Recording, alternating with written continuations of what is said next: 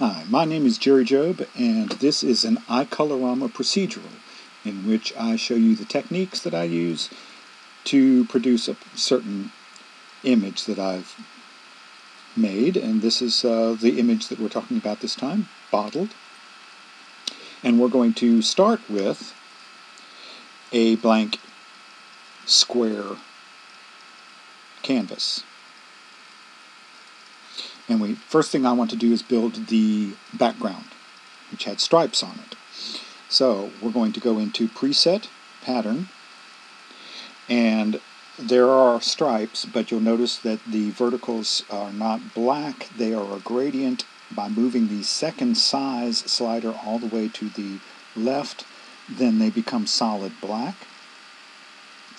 I will make them slightly larger by moving the first size slider and then lower the opacity so that they won't be solid black and I can color them.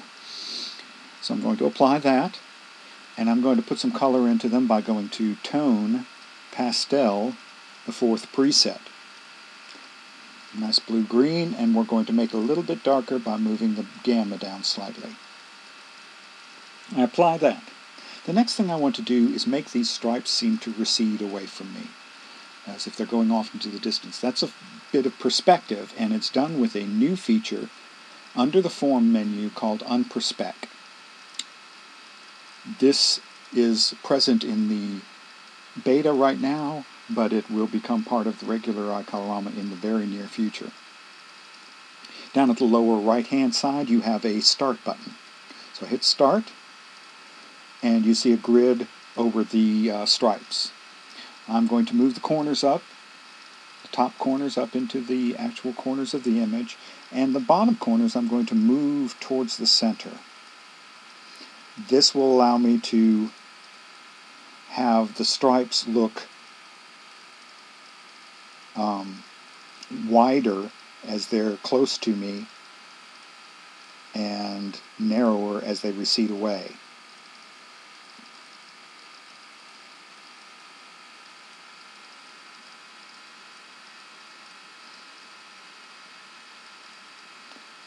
Okay, now there's a new Apply button just for the Unperspec function that's part of the workspace here, so I'm going to hit that Apply. That applies the change, but it does not actually apply it to the underlying image. I've got to hit the regular Apply button to do that. So I'll hit Apply. Now, that will be my floor. I need a ceiling image. I'm going to save off my floor, and then I'm going to use Mirror, the second preset, to flip it from top to bottom. That will be my ceiling. I'll save that off as well.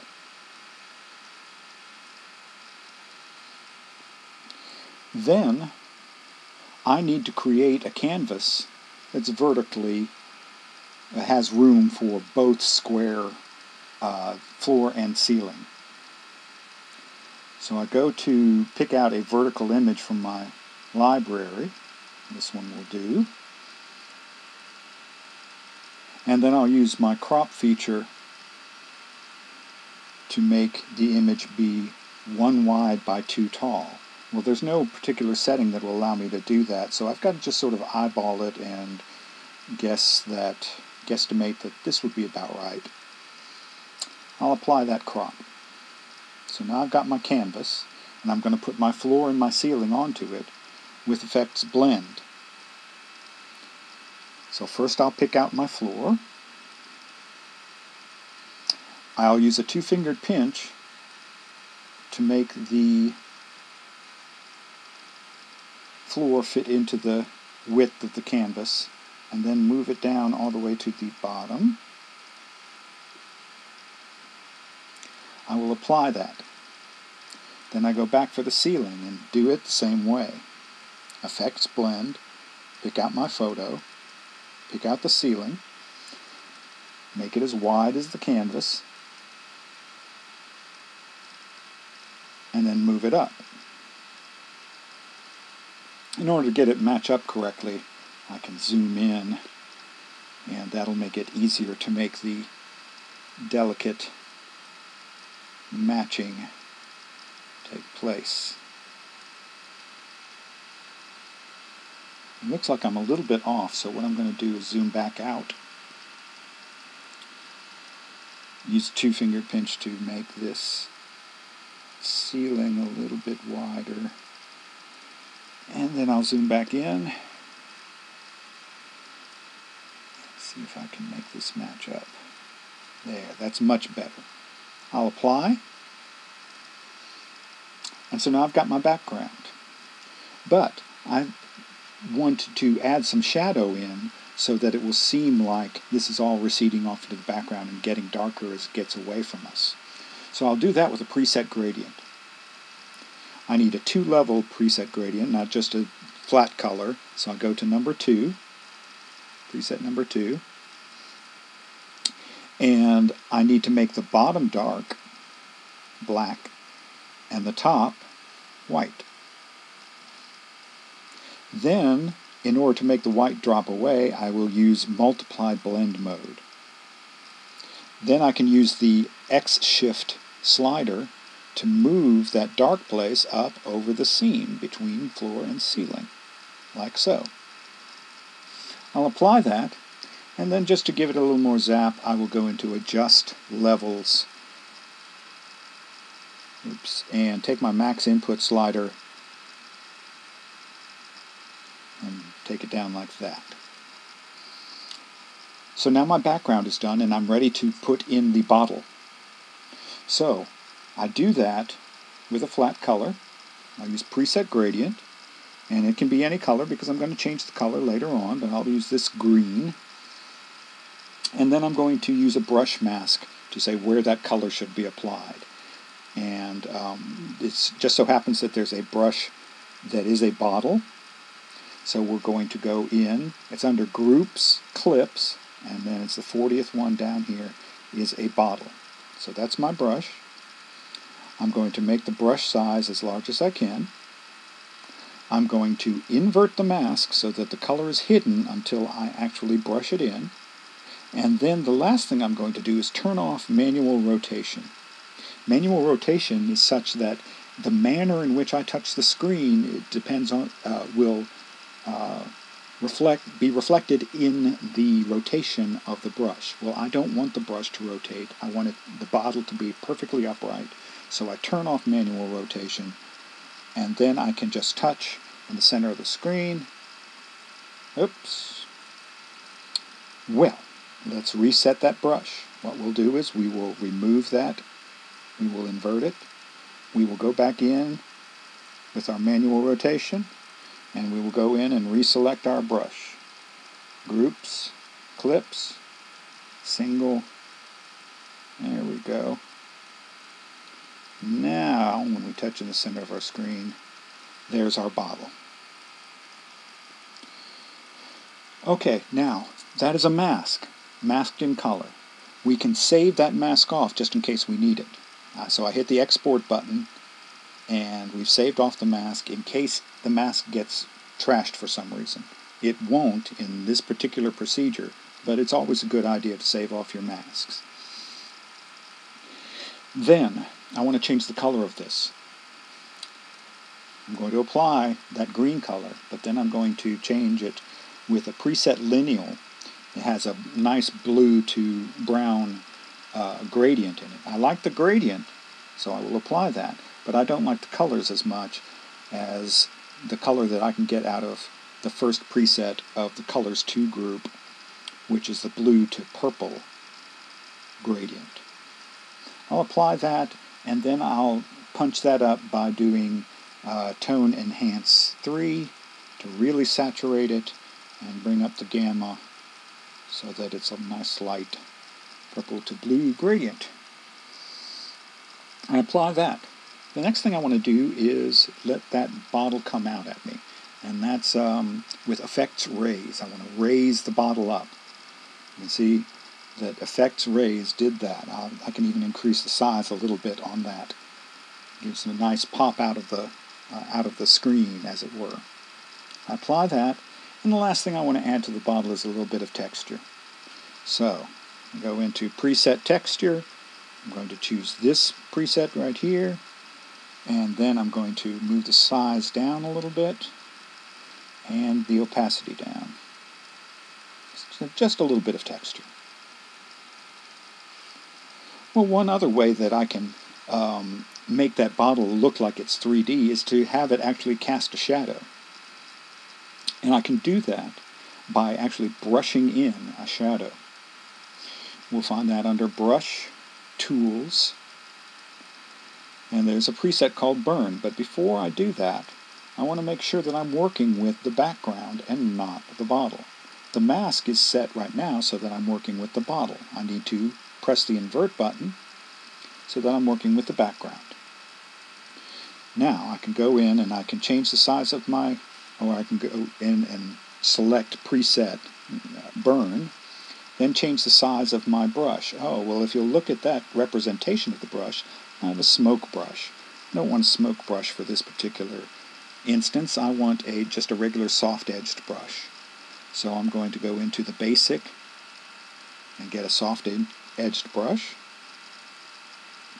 I'm going to change the size down, and I'm going to lower the opacity of the stroke.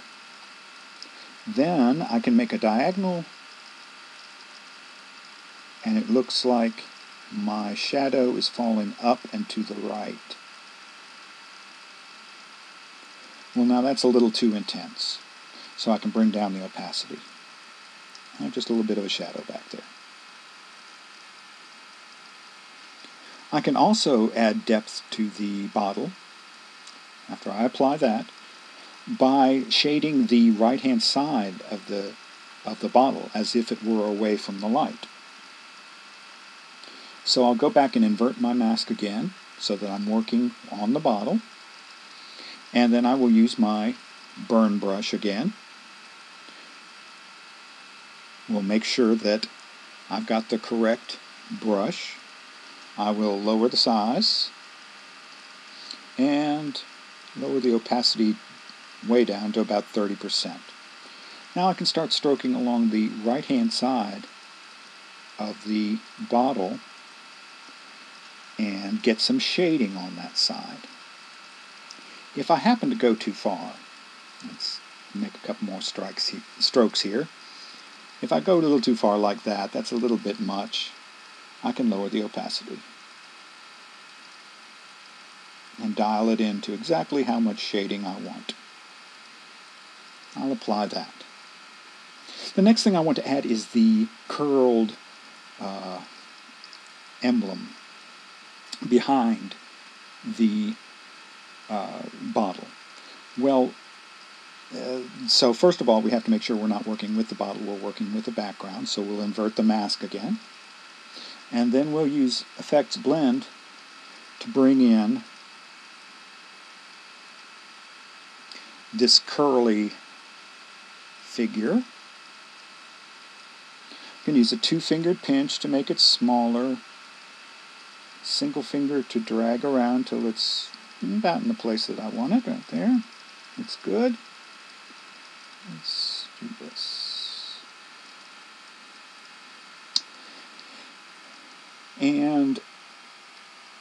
But if you look at it, this is a partially transparent figure.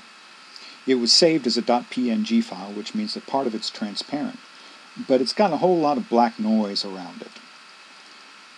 So I can make that black noise drop out by changing the blend mode on my object to screen, which drops out the black.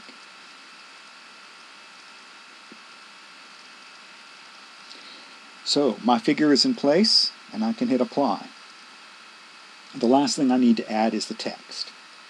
Text, when it is added, when it is actually applied, will scrub the mask. It will eliminate the mask. So I do not want to apply the text. I want to save off the image with the text present and then blend it back in with the mask in place. So I type in my word, bottled, and I change the font. to Garten. I change the color. By hitting swatch in the color picker, I'm able to choose a color that's present in the background. Now, I can then modify that color by tapping swatch again and being taken back to the color picker. I can make it brighter and like that. And that, that would probably be a much better look for that.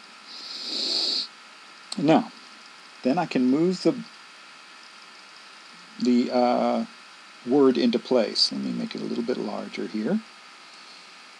I move it into place, and if you'll notice, the top of the second T and part of the L are actually overlapping the mask of the neck of the bottle. That's what I want to go behind the bottle when we actually, in our finished image. So I will save off the image without applying it. I do not apply the text. That way I've saved it off with the text, but then I can go back to blend. The text was not applied. I can go in and find my version with text, and if you zoom in here you can see that the text falls behind the bottle. I'm going to apply that. Last couple of things I may want to do. First of all, I'm going to go to Form Crop, take off a little bit of the top because I don't need that much above the bottle. Maybe take off a little bit at the bottom as well. Apply that. And then I may want to brighten up the whole thing. I'll go to Adjust Exposure and raise the exposure a little bit here. And that's my image, bottled. I hope that you've picked up a few great techniques from what I've been doing here and things that will help you out with your artwork. Until next time, enjoy iColorama.